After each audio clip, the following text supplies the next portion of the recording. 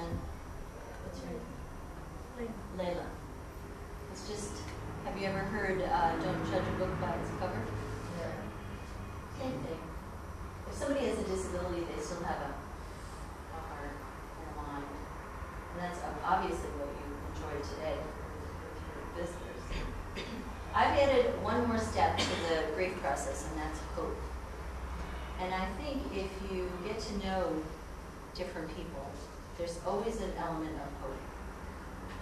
And that's what I'm interested in writing about and sharing with others today. So I'd like to open it up for questions and answers, or anything at all. I've written lots of different books. This book in particular talks about meeting somebody who came into high school who has a disability, and how the young man is just revolted.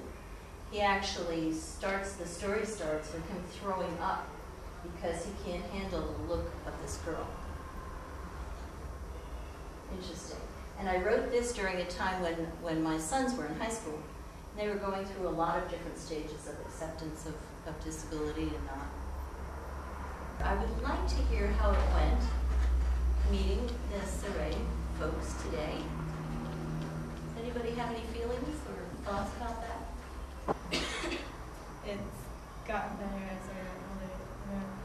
Like now that I'm older, I feel like as time and gone back and forth through there, it's felt like you kind of get used to, you know, how to treat them, their friends, or like some of them you treat them like family, they're kind of like family to you. Really start to connect with them. So from that shock, if you're talking about having empathy, not sympathy, you're not feeling sorry, but you're connecting with somebody's heart, that's empathy. If you connect really well, you can feel somebody's sadness if they're uncomfortable too. Maybe you picked up on that. As you go past the shock though, you can move into an acceptance, which again, this is change. You're changing your student body, you're changing your life, and incorporating people that you really weren't planning on doing. It's kind of different. And you come to an acceptance level that you're describing here. That's quite interesting and fast if you think about your own life. That's pretty fast that you can handle this now, so to speak. Do you know what I mean? It's great. It's actually more productive in a sense because you're actually relating to them, not actually You're like on the same level. thinking different. Sympathy is kind of like, you don't know the experience, but you kind of, well, it's kind of like, you just kind of help out, but in empathy, it's more like, you're on the same level, you know?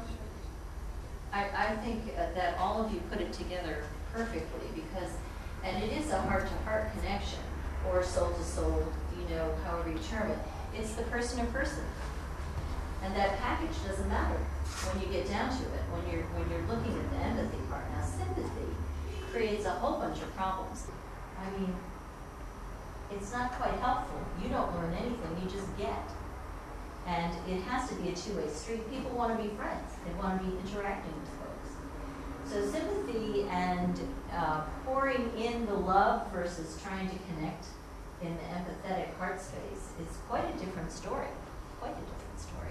I think you, some of you got onto a heart space with this so many people already. How about if tomorrow you had a car accident, God forbid?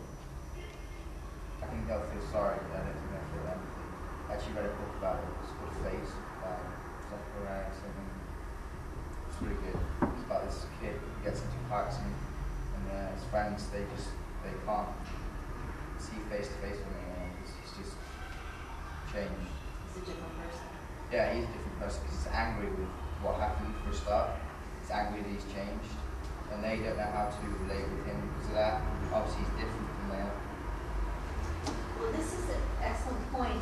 The second book, the first book was about the children with a disability. There are about 100 different disabilities. The second is from the sibling point of view.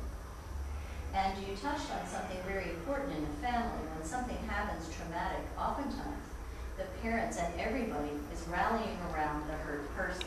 Sounds like the face issue there. And what does everybody else do? The friends, the siblings, they're just hanging hanging out saying, boy, I don't know what to do here. I don't know how to help that person. I don't know how to relate to that person. And so, in fact, Elizabeth Kubler-Ross studied this quite a bit. The grief process happens with your friends. You are grieving, it's like your old friend died because they changed so much. And these kinds of changes, well, how do you deal with them? Because life, if nothing else, life can be counted on for change. Totally, every day. So learning how to work through how you're feeling with a friend and talking about that, saying, wow, you must be really pissed. Because I know I would be if I was in your situation. Just talking, rather than being afraid to talk, is a big deal. It's a good deal. Thanks for the input. Anybody else deal with the subject? How about the folks who have had a death in their family? Was it pretty hard to talk to the folks remaining in the family? Or Yeah, it's really hard. And kind of, like, in talking to family members that are close to me, then it's really hard talking with them, and you think that, okay, whatever I'm going to say will remind me of him, and start going back to that area where I no longer, and so you kind of try to not talk about it. it's pretty tricky because when you lose someone, you actually want to keep their memory alive. And yet everybody's afraid to talk. And this is a universal human thing. The Irish celebrate death. Well, or celebrate life at the moment of death. Both ways you can think about it. And some people really can't talk about it, and yet talking about the person and the joys that that person had in your life is what makes the memory continue. Interesting. Well, sometimes you don't want to think about those things because it makes you more sad. You start crying. Or if you think about the grief process, it just makes you sad again. If you're moving forward, you'll get out of the sadness. But it's going back and forth when you're feeling, when it's so new, and you might be sad every day, and then a day would go where you aren't sad. But you can go back and forth. That's okay. I mean, these are human conditions. I'm sorry. Did I? Is it like when you remind someone of a memory, they get all sad, and like when they start crying, like, oh, I was upset, and you feel bad and stuff like that. That's the best thought about it. Sure, except that the crying is actually a way of letting it out. So that's not so bad. See, it's an interesting thing. We don't want to upset someone, and yet if you talk through it, like running around the house, you feel better. Or has anybody had a good cry and they felt like they had a bath inside? It felt like you just showered yourself. I totally feel that way. If I have a good cry, I'm like, wow, I feel great